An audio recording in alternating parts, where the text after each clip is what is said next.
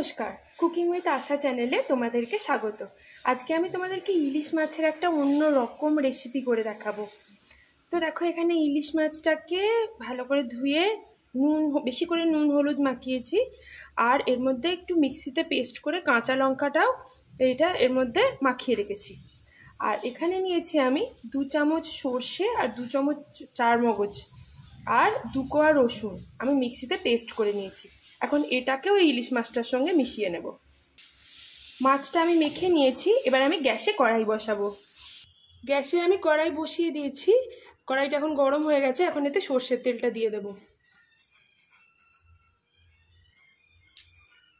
সর্ষের তেলটা গরম হয়ে গেছে, এখন তেলে আমি কালো জিরে দিয়ে দেব।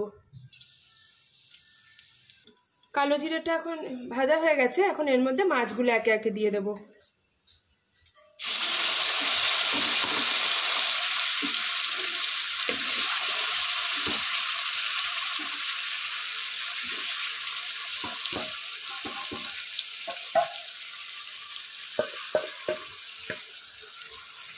মাছটা আবার একটুখানি নেড়ে দেব।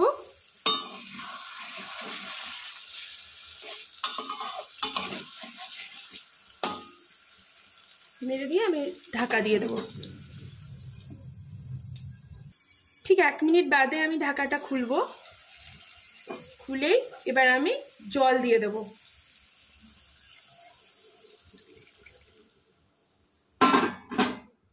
জল দিয়ে শুধু নেড়ে দেবো আমি।